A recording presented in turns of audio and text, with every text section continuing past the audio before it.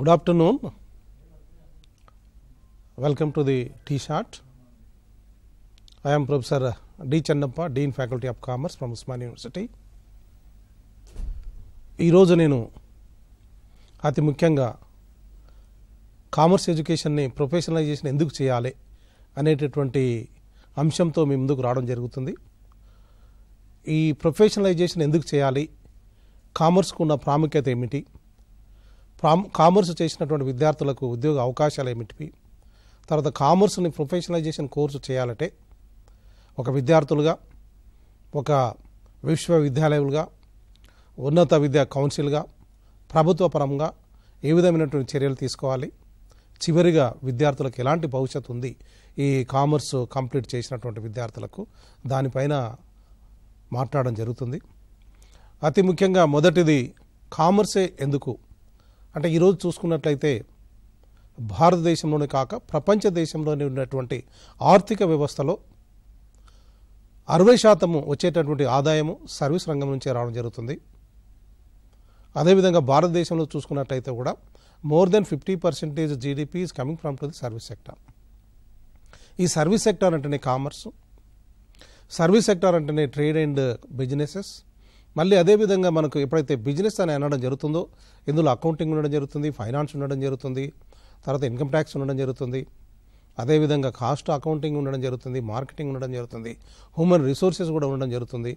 ఇలాంటివన్నీ కూడా కామర్స్ కరికులంలోనే ఉండడం జరుగుతుంది. కనుక ఈ కామర్స్ని ఎప్పుడైతే విద్యార్థులు నేర్చుకోవడం జరుగుతుందో వాళ్ళందరూ కూడా సర్వీస్ సెక్టర్ లోపల ఉద్యోగ అవకాశాలు పొందడానికి వీలవుతుంది. అతి ముఖ్యంగా ఈరోజు చూస్తున్నట్లయితే ఈ బిజినెస్ అనేటటువంటిది మనకు ఇంటర్నేషనల్ బిజినెస్గా మారింది.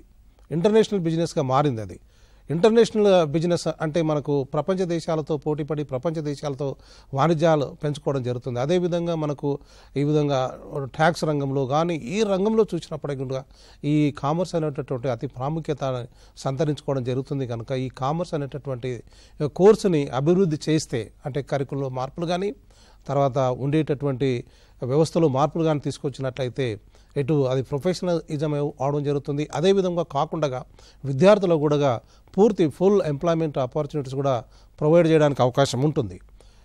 అదేవిధంగా మళ్ళీ మనం ఒకవేళ చూసుకున్నట్లయితే ఇప్పుడు ఇంతకుముందు చెప్పినట్లుగానే కామర్స్ అనేటటువంటిది it has become as international business అన్నాం.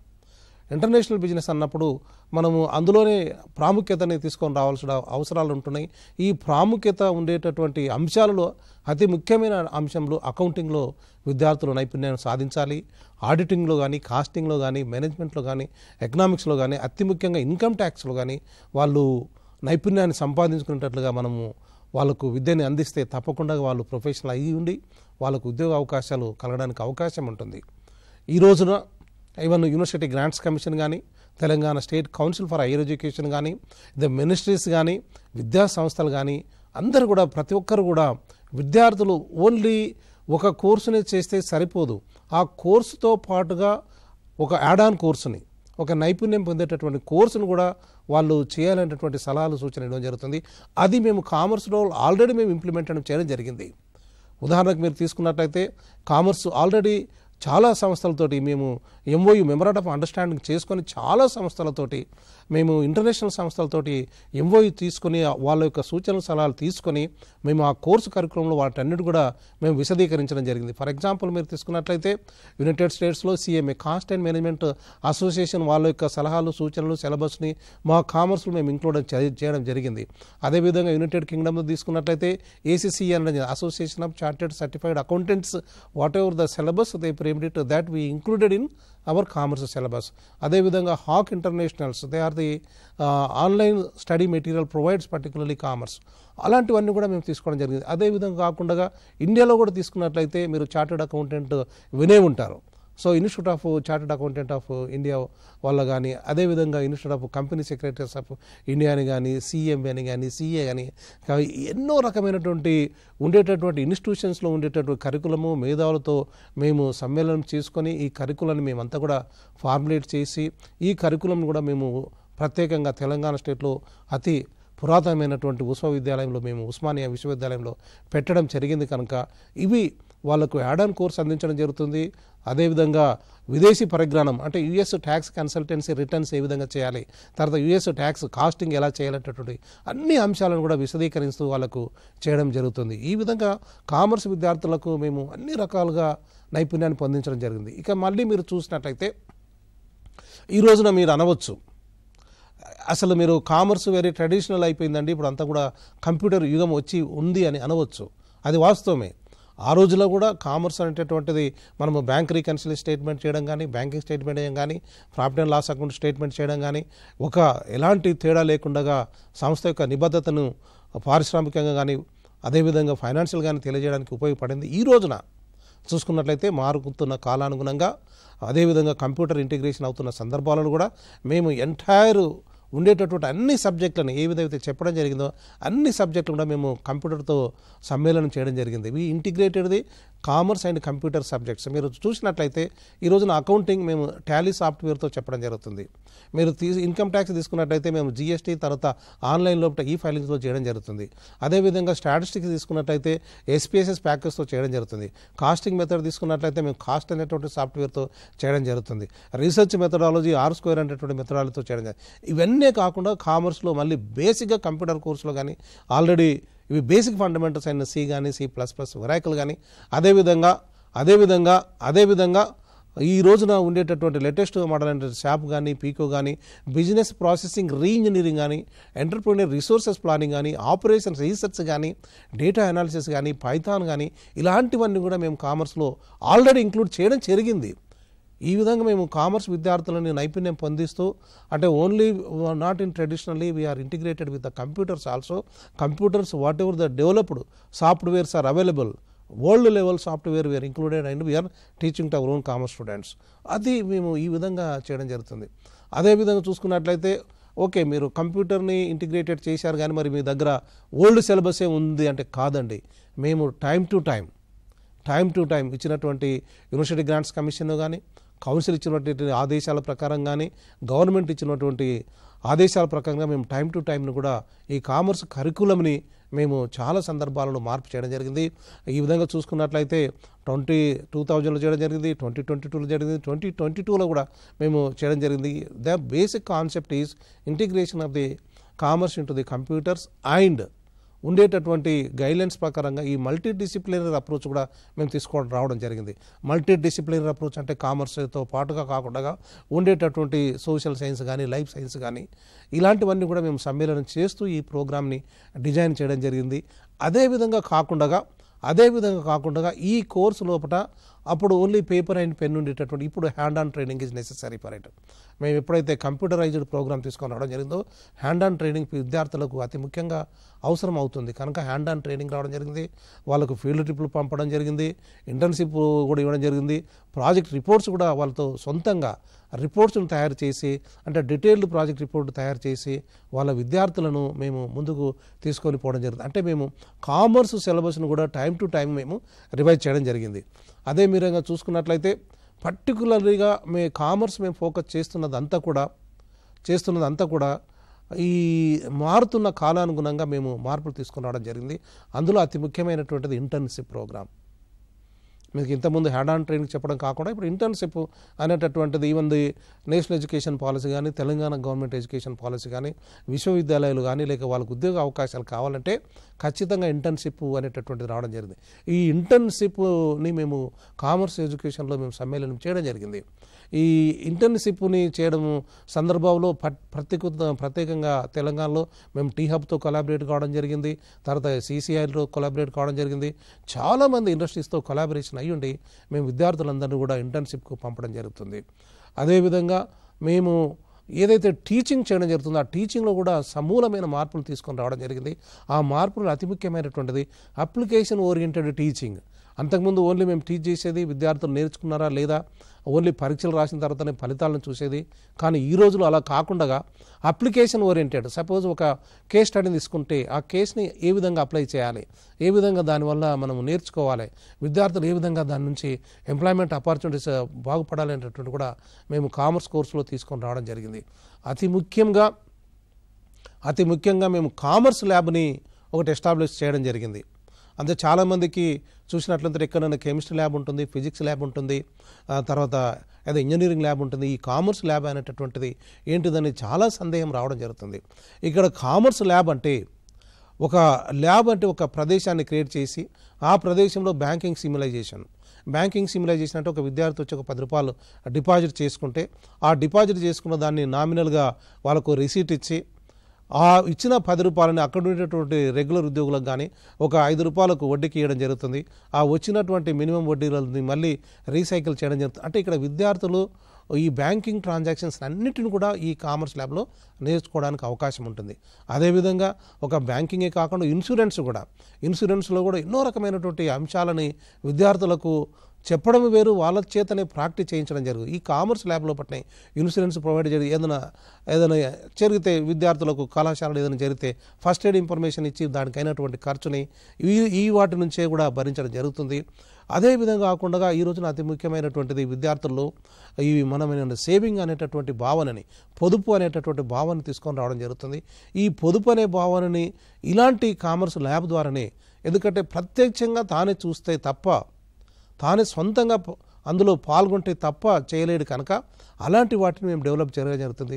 అతి ముఖ్యంగా ఈ రోజున స్టాక్ ఎక్స్చేంజ్ కానీ, security exchange board of India కానీ విద్యార్థుల లోపల ఓన్లీ సేవింగే కాకుండా పొదుపు, ట్రేడింగ్, సేవింగ్ ఇలాంటి అంశాలను కూడా వాళ్ళకి అవగాహన కల్పించాలని వాళ్ళు కూడా ఎన్నో రకమైనటువంటి సహాయ సహకారాలని విశ్వవిద్యాలయానికి అందించడం జరుగుతుంది. కనుక వాళ్ళు ఇచ్చినటువంటి గైడ్లైన్స్ ప్రకారంగానే, వాళ్ళు ఇచ్చినటువంటి సూచనల ప్రకారంగానే వాళ్ళే మాకు సాఫ్ట్వేర్ని ప్రొవైడ్ చేయడం జరుగుతుంది. అంటే సెబీ ఏ విధంగా అయితే స్టాక్ మార్కెట్లో ఏ విధంగా అయితే ట్రేడింగ్ జరుగుతుందో అలాంటి సాఫ్ట్వేర్ని మాకు ప్రొవైడ్ చేయడం జరుగుతుంది.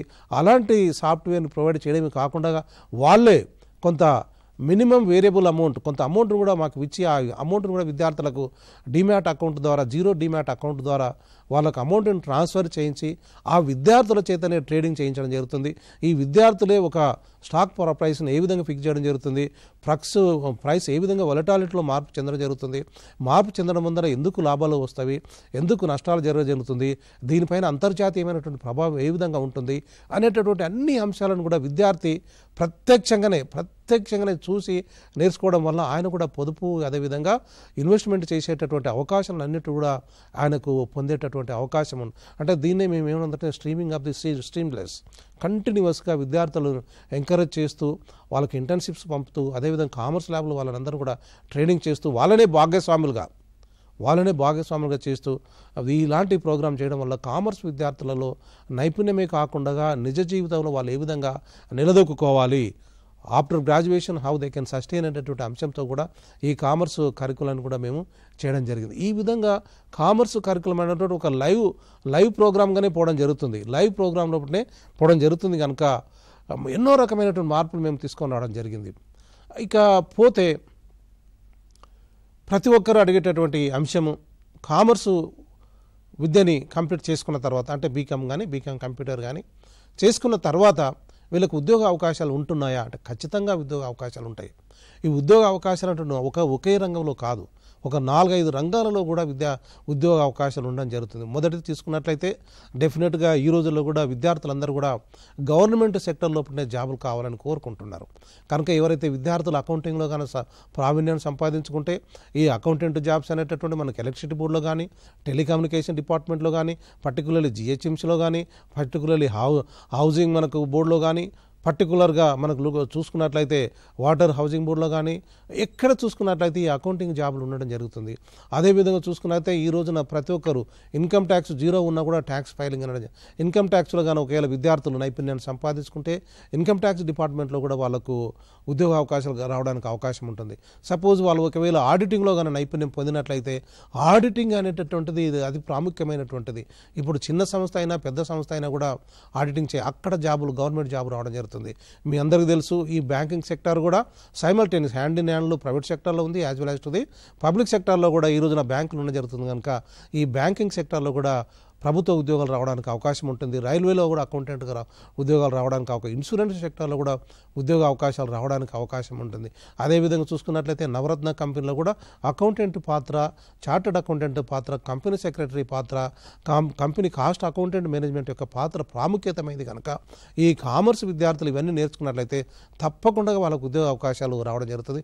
అన్ని రాకపోయినా ఖచ్చితంగా వాళ్ళు జూనియర్ కాలేజ్ లెక్చరర్గాను, డిగ్రీ కాలేజ్ లెక్చరర్గాను, అసిస్టెంట్ ప్రొఫెసర్గా ఉస్మానియా విశ్వవిద్యాలయాల్లో పొందడానికి అవకాశం ఉంటుంది కనుక ఇది గవర్నమెంట్ సెక్టార్లో వాళ్ళకు ఉద్యోగ అవకాశాలు పొందడానికి అవకాశం ఉంటుంది. అదే కాకుండా ఒకవేళ వాళ్ళు చూసుకున్నట్లయితే ప్రైవేట్ సెక్టార్లో కూడా ఉద్యోగ అవకాశాలు కావాలనుకుంటే ప్రైవేట్ సెక్టార్ కూడా వాళ్ళకు ఉద్యోగ అవకాశాలు చాలా ఉండడం జరుగుతుంది.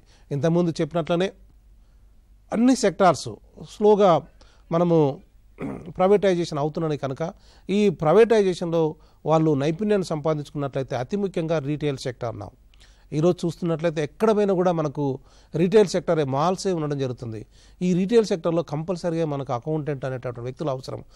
ఎంత ఇన్పుట్ మనకు మెటీరియల్ అవసరం ఉంటుంది, ఎంత అవుట్పుట్ ఉంటుంది, ఎంత డెస్టినేషన్ పీరియడ్ ఉంటుంది, ఒక డిసిప్లిన్లో ఎంత టైం ఉంటుంది, తర్వాత ఎంత రొటేషన్ ఉండాలి, ఎంత టర్న్ ఓవర్ ఉండాలి, ఏ విధంగా అకౌంటింగ్ ఉండాలి, ఏ విధంగా పాయింట్ ఆఫ్ సేల్ దగ్గర ఉండాలి అనేటటువంటి అన్ని అంశాలు కూడా ఇవి కామర్స్కి సంబంధించినటువంటి అంశాలే.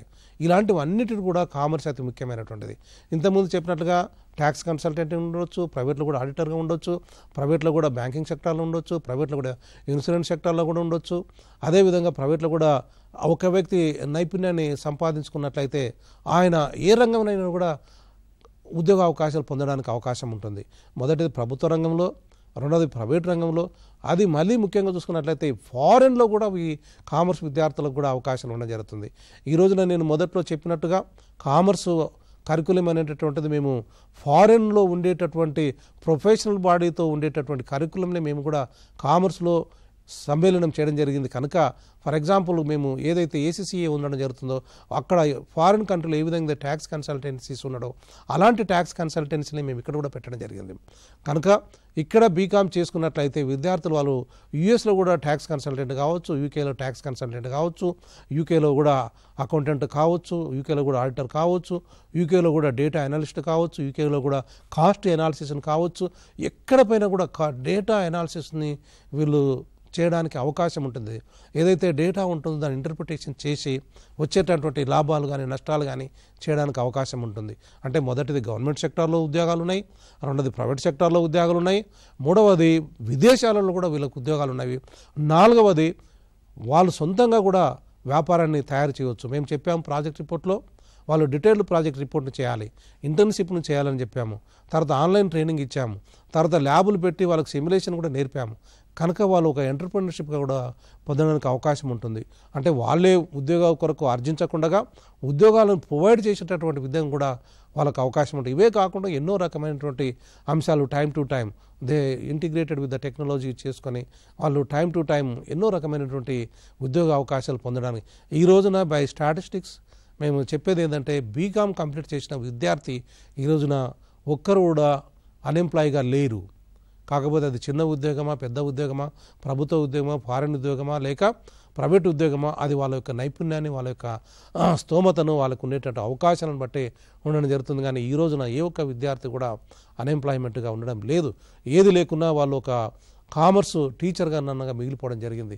కనుక ఈ కోర్సుని ఇంకా మనం సమ్మేళనం చేస్తూ ముందుకు తీసుకుని పోతే ఖచ్చితంగా ఇది ఒక ప్రొఫెషనలైజేషన్ అయిపోతే ఎందుకంటే ఫారెన్లో ప్రొఫెషనల్ కోర్సా కాదని చూడడం జరుగుతుంది. ఈ రోజున మేము యూజీసీ ఇచ్చినటువంటి గైడ్లైన్స్ ప్రకారంగానే ఈ ఏదైతే ప్రొఫెషనల్ కోర్సు కావడం జరుగుతుందో అలాంటి కోర్సు సంబంధించినటువంటి అన్నిటిని కూడా మేము దీంట్లో పెట్టడం జరిగింది. అయితే ఈ ప్రొఫెషనల్ కోర్సు పోవాలంటే మరి ఏఐసిటి అప్రూవల్ అనేటువంటి చాలా అవసరం. ఏఐసిటి అంటే all India council for technical education ఒక అప్రూవల్ అవసరం ఉంటుంది. ప్రస్తుతానికి ఈ ఏఐసిటి అనేటటువంటి ఓన్లీ బీబీఏ కానీ, ఎంబీఏ కానీ, తర్వాత ఇతరత్ర కోర్సులకు ఉంది. కానీ ఈ రోజున బీకామ్ కోర్సుకు లేదు. కానీ చూసుకున్నట్లయితే బీకామ్ కోర్సులో కూడా మేము కంప్యూటర్ ఇంటిగ్రేషన్ చేశాము. మారుతున్నటువంటి వ్యాపార ధోరణులను కూడా మేము ఇంటిగ్రేషన్ చేశాము, సిమిలైజేషన్ ప్రోగ్రామ్ తీసుకొని వచ్చాము, ప్రాజెక్ట్ రిపోర్ట్ తీసుకొచ్చాము, ఇంటర్న్షిప్ తీసుకొని వచ్చడం జరిగింది. తర్వాత ఏ రకమైనటువంటి అంశాలు కావడం జరుగుతుందో ఏఐసిటి ఫుల్ఫిల్ చేయడానికి, ప్రొఫెషనల్ కోర్సు చేయడానికి మేము అన్ని రకాలుగా ఈ కోర్సు కరికులంని డిజైన్ కూడా చేయడం జరిగింది. కనుక భవిష్యత్తులో తప్పకుండా ఏఐసిటి కూడా ఈ బీకామ్ విద్యార్థులకు కూడా బీకామ్ కోర్సును కూడా ప్రొఫెషనలైజేషన్ చేయడం జరుగుతుందని మేము భావిస్తున్నాం. అదేవిధంగా మళ్ళీ ముఖ్యంగా చూసుకున్నట్లయితే, ప్రత్యేకంగా తెలంగాణలో చూసుకున్నట్లయితే ఈ మధ్యకాలంలో ప్రభుత్వము ఒక వినూత్నమైన పద్ధతిలో skill university, young India skill యూనివర్సిటీస్ని రావడం జరిగింది. అది particularly very much suitable for to the commerce graduates. ఎందుకంటే వాళ్ళకు నైపుణ్యం ఉంటుంది, కానీ వాళ్ళకు టేకర్స్ ఉండడం లేదు. కనుక ఇక్కడ ఈ స్కిల్ యూనివర్సిటీ కాన్సెప్ట్ ఏ విధంగా ఉంటుందంటే, ఎవరికైతే ఉద్యోగుల అవసరం ఉందో వాళ్ళని ఎంపిక చేసుకొని వాళ్ళకే అడిషనల్ నైపుణ్యాన్ని పొందించి వాళ్ళకే సంపూర్ణంగా ఉద్యోగ అవకాశాలు కలిగించడం జరుగుతుంది. కనుక definitely it is a welcome step. ఇది ఒక ఇన్నోవేటివ్ థాట్. ప్రపంచంలోనే ఇది ఒక గొప్ప అవకాశము తెలంగాణలో ఉండేటటువంటి విద్యార్థులందరికీ, అతి ముఖ్యంగా కామర్స్ విద్యార్థులకు కూడా డెఫినెట్లీ ఇది కూడా కామర్స్ విద్యార్థులకు ఒక మంచి సదవకాశంగా పొందడానికి అవకాశం ఉంటుంది. అదేవిధంగా ఈ మధ్యకాలంలో చూసుకున్నట్లయితే council for higher education also it has come up with the new innovative ideas. ఏ విధమైనటువంటి ఇన్నోవేటివ్ ఐడియాస్తో రావడం జరిగిందంటే, వాళ్ళు అది బీకామ్ రీటైలింగ్ అని కానీ బీబీఏ రీటైలింగ్ అనేటటువంటి అంశాలతో వాళ్ళు రావడం జరిగింది. ఈ రీటైలింగ్లో బీబీఏ రీటైలింగ్ అని బీకామ్ రీటైలింగ్ అంటే ఏంటి అంటే, బీబీఏ రీటైలింగ్ అని బీకామ్ రీటైలింగ్ అంటే విద్యార్థులు ఒక 3 రోజులు కళాశాలకు రావాలి, రిమైనింగ్ ఒక 3 రోజులు మాల్స్ లోపలనే వాళ్ళు జీవనాన్ని సాగించాలి. అక్కడ ఉండేటువంటి లోటుపాట్లని, అక్కడ ఉండేటటువంటి అంశాలని క్షుణ్ణంగా పరిశీలన చేసి ఆ కోర్సు అయిపోయిన తర్వాత కూడా వాళ్ళందరూ కూడా ఆ ఉద్యోగ అవకాశాలు పొందడానికి అవకాశం ఉంటుంది. ఇది మొదటి స్టెప్. రెండవ స్టెప్ కూడా కౌన్సిల్ ఆఫ్ హైయర్ ఎడ్యుకేషన్ తీసుకొచ్చింది ఏంటంటే, ఇంజనీరింగ్లో కూడా ఈ కామర్స్ సబ్జెక్ట్ని పెట్టడం జరిగింది. ఇంజనీరింగ్ ఏమైనా మేజర్ కోర్సు కానీ, తర్వాత ఈ కామర్స్ సబ్జెక్ట్ ఏమో మైనర్ కోర్స్ అని పెట్టడం జరిగింది. ఈ కామర్స్ లోపల banking, financial services and insurance అనేటటువంటిది మైనర్ కోర్సుగా పెట్టడం జరిగింది. అదేవిధంగా మేము కూడా ఈ కామర్స్లో కూడా కామర్స్ ఉండేటటువంటి కోర్ సబ్జెక్టుని మేజర్ సబ్జెక్టులుగా, ఫర్ ఎగ్జాంపుల్ మాకు అకౌంటింగ్ని కానీ, మాకు ఉండేటువంటి కాస్టింగ్ని కానీ, మాకు ఉండేటటువంటి ఇన్కమ్ ట్యాక్స్ని కానీ, మాకు ఉండేటటువంటి ఆడిటింగ్ కోర్ సబ్జెక్టుని మేము మేజర్ కోర్సుగా పెట్టుకొని, తర్వాత మైనర్ సబ్జెక్టుగా ఉండేటటువంటి ఆర్టిఫిషియల్ ఇంటెలిజెన్స్ని కానీ, మెషిన్ లెర్నింగ్ని కానీ, క్లౌడ్ కంప్యూటింగ్ కానీ, తర్వాత రీఇంజనీరింగ్ కానీ, ఎంటర్ప్రెన్యూర్ రిసోర్సెస్ ప్లానింగ్ని కానీ, ఇలాంటివన్నీ కూడా మేము సమ్మేళితం చేస్తూ digital marketing, digital banking, digital insurance, digital rural marketing, digital services రూపంలో మేము ముందుకెళ్తే ఖచ్చితంగా కామర్స్ విద్యార్థులకు మంచి అవకాశాలు పొందడానికి అవకాశం ఉంటుంది. ఇలాంటివి ఈ రోజున విద్యార్థులు కూడా ఆశిస్తున్నది అదే. విద్యార్థులు కూడా ఆశిస్తున్నది కూడా వాళ్ళకు ఉద్యోగ అవకాశాలు కావాలి. కోర్స్ అయిపోయిన వెంబడే ఏ విధమైన తల్లిదండ్రుల మీద వాళ్ళు ఆధారపడకుండా ఉద్యోగ అవకాశాలు పొందాలనేటువంటి ఉద్దేశంతో ఉండడం కనుక ఈ విధమైనటువంటి కూడా మేము కౌన్సిల్లో వచ్చినటువంటి మార్పులను కూడా విశదీకరిస్తూ మేము కామర్స్ సిలబస్ను కూడా మార్చడం జరుగుతుంది. టైం టు టైం మార్చడమే కాకుండా మళ్ళీ మేము ఓన్లీ కామర్స్ సిలబస్ని మేము ఒక డీన్స్లో కానీ ఫ్యాకల్టీలో సీనియర్ ప్రొఫెసర్లో కాకుండా మేము ప్రతిసారి ఒక 3 నెలలకు ఒకసారి ఇండస్ట్రీ ఎక్స్పర్ట్స్ని కూడా మేము పిలవడం జరుగుతుంది.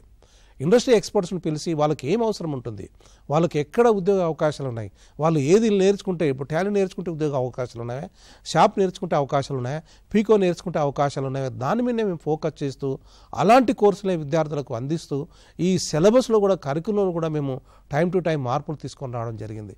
ఈ వలన కామర్స్ విద్యార్థులకు ఖచ్చితంగా మొత్తం టోటల్ ఎవరైతే కామర్స్ కోర్సులో జాయిన్ అవుతున్నారో వాళ్ళందరూ కూడా ఉద్యోగ అవకాశాలు పొందించడానికి మేము ఎల్లవేళలా ప్రయత్నం చేయడం జరుగుతుంది. అదేవిధంగా మేమందరం కూడా పాటుపడడం జరుగుతుంది.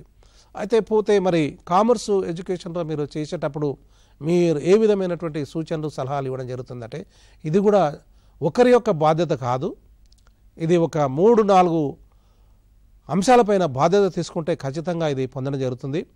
మొదటిది డెఫినెట్గా మనకు ఏఐసిటీలో ఏ విధంగా అయితే ఉండడం జరుగుతుందో దాన్ని మనము గుర్తింపు పొందే విధంగా చూసుకోవాలి.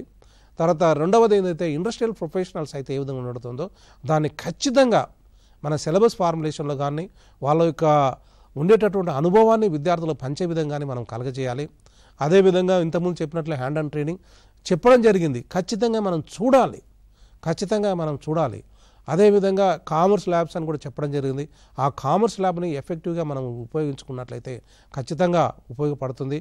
అతి ముఖ్యంగా అల్యూమిని అసోసియేషన్ కానీ ఈ నెట్వర్కింగ్ సిస్టాన్ని మనం బాగా డెవలప్ చేయాలి. నెట్వర్కింగ్ సిస్టంలో అంటే ఎంతో ఇప్పుడు మనం తీసుకున్నట్లయితే ఈ కామర్స్ విద్యను కూడా చూసుకున్నట్లయితే మన స్వతంత్రం వచ్చినప్పటి నుంచి ఇప్పటి వరకు కూడా ఎంతోమంది లక్షలాది మంది కామర్స్లో ప్రతి సంవత్సరము తెలంగాణలోనే మనకు 1,00,000 మంది విద్యార్థులు రావడం, భారతదేశంలో ప్రతి సంవత్సరము 8-9 లక్షల మంది విద్యార్థులు కామర్స్ గ్రాడ్యుయేట్ కావడం. ఈ విధంగా తీసుకున్నట్లయితే లక్షలాది మంది కామర్స్ ప్రొఫెషనల్స్ ఉండడం, వాళ్ళందరితో కూడా మనం నెట్వర్క్ను కానీ ఒకవేళ మనము సమున్నత చేసుకున్నట్లయితే అది అవకాశం ఉండడానికి అవకాశం ఉంటుంది. అంతేకాకుండా మనం ఓన్లీ పేపర్ మీద కొలాబరేషన్స్ కాకుండా ఎంఓయూలు కాకుండా real collaborations win win situation collaborations మనం తీసుకున్నట్లయితే ఖచ్చితంగా ఈ కామర్స్ని పొందడానికి అవకాశం ఉంటుంది. ఇంతకుముందు నేను మొదట్లో చెప్పినట్టుగా విద్యార్థులకు యాడ్ ఆన్ సర్టిఫికేట్ కోర్సెస్ను కూడా ఇవ్వాలి. దీన్ని యూజీసీ కూడా ఈ రోజున అనుమతించడం జరిగింది. యూజీసీ కూడా యూనివర్సిటీ గ్రాంట్స్ కమిషన్ కూడా విద్యార్థులు డ్యూయల్ కోర్సును కూడా చేయొచ్చు, ఒకటి రెగ్యులర్ కోర్సును చేయొచ్చు, ఒకటి ఆన్లైన్ కోర్సును చేయొచ్చు అన్నది కనుక ఈ ఆన్లైన్ కోర్సు కన్నా కాకుండా వాళ్ళకు నైపుణ్యాన్ని పెంపొందించడానికి ఆన్లైన్లో ఉండేటటువంటి ఏదైనా యాడ్ ఆన్ కోర్సెస్ కానీ ఆన్లైన్లో కూడా ఇప్పుడు యూజీసీ ఇంటర్న్షిప్ ఇవ్వడం జరుగుతుంది ఫ్రీ ఆఫ్ కాస్ట్గా. అదేవిధంగా ఈవెన్ ఏఐసిటీ కూడా ఫ్రీ ఆఫ్ కాస్ట్గా ఇంటర్న్షిప్ ఇవ్వడం జరుగుతుంది కనుక చాలా సోషల్ సైన్స్ ఇన్స్టిట్యూషన్స్ కూడా ఫ్రీ ఆఫ్ కాస్ట్గా వాళ్ళకు ఇంటర్న్షిప్ ఇవ్వడం జరుగుతుంది కనుక నమోదు చేసుకోవాలి. విద్యార్థులు నమోదు చేసుకునేటటువంటి మనము ఎంకరేజ్ చేసినట్లయితే ఖచ్చితంగా ఇవన్నీ కూడా వాళ్ళు నైపుణ్యాన్ని పొంది ఉద్యోగ అవకాశాలు పొందడానికి అవకాశం ఉంటుంది. ఇది విద్యార్థులకు. అదేవిధంగా చూసుకున్నట్లయితే ఇక్కడ అధ్యాపకుల పాత్ర కూడా చాలా అతి ముఖ్యమైనది. పర్టికులర్లీ కామర్స్లో ఆ రోజులో ఒక సమస్యను తీసుకొని వచ్చి అంటే ఒక ప్రాబ్లం తీసుకొని వచ్చి దాని సమస్యని సాల్వ్ చేయడం జరిగింది. ఈ రోజున అలా కాదండి. ఈ రోజున మనం అప్లికేషన్ ఓరియంటెడే కావాలి. ఏ విధంగా how you are going to apply for that problem, how you are going to provide solution for that problem, practical solution. ఏదో ఏజ్ ఓల్డ్ ప్రాబ్లం తీసుకొని వచ్చి ఈ రోజు చెప్పడం what is the latest problems, how you can overcome this problem అనేటటువంటిది చెప్పాల్సినటువంటి అవసరం ఉండడం జరుగుతుంది. అంటే అక్కడ అధ్యాపకులు కూడా వాళ్ళు కూడా అప్డేట్ కావాలి. అధ్యాపకులు కూడా కంటిన్యూస్ లెర్నర్గా ఉండాలి. అధ్యాపకులు కూడా ఒక ప్రొఫెషనలిజాన్ని విద్యార్థులు ప్రదర్శించాలి. అధ్యాపకులు కూడా కాలానుగుణంగా వచ్చేటటువంటి కంప్యూటర్ స్కిల్ తోటి ఉండేటటువంటి ఐసీటీని ఉపయోగించుకొని విద్యార్థులకి నైపుణ్యాన్ని పంచాలి.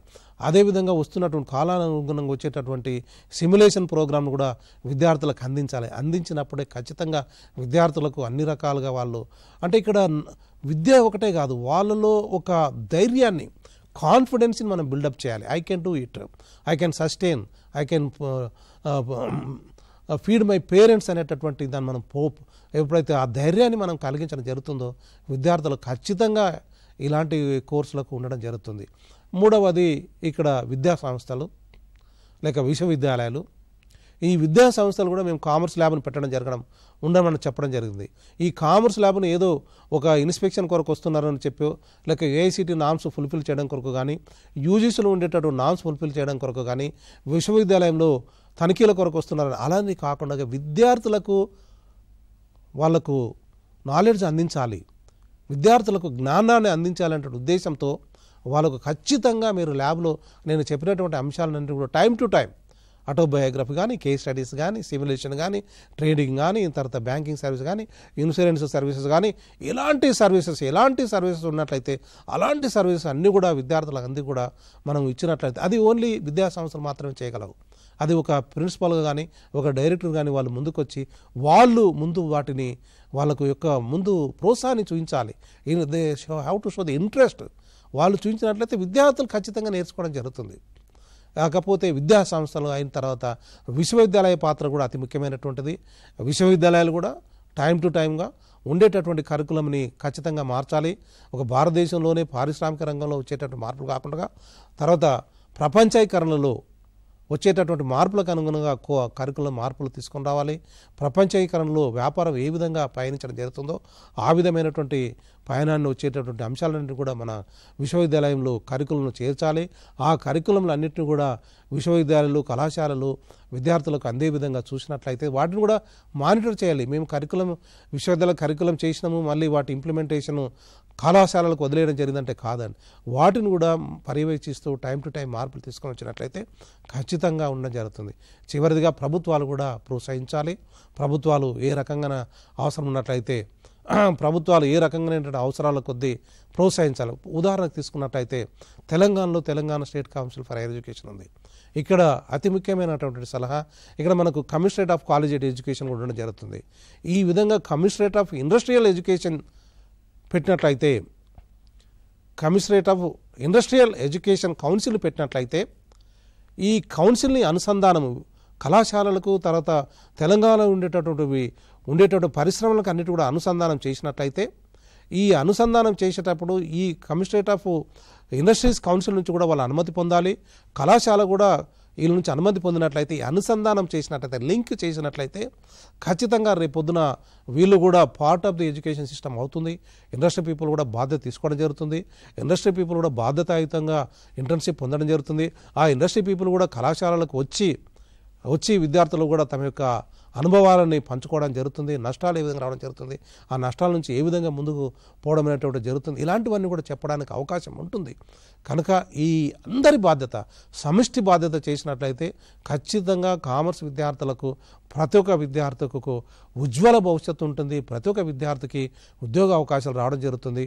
వీటన్నిటికంటే ముఖ్యంగా ఇవన్నీ చేసినటువంటి సందర్భాలలో ఖచ్చితంగా ఈ కామర్స్ ఎడ్యుకేషన్ కూడా ఒక ప్రొఫెషనల్ ఎడ్యుకేషన్ చేసినట్లయితే ఖచ్చితంగా విద్యార్థులకు కానీ, ఉండేటటువంటి ఈ విద్యా వ్యవస్థ కానీ, ఉండేటటువంటి ఆర్థిక వ్యవస్థ కానీ బాగుపడుతుందని ఆశించడం జరుగుతుంది.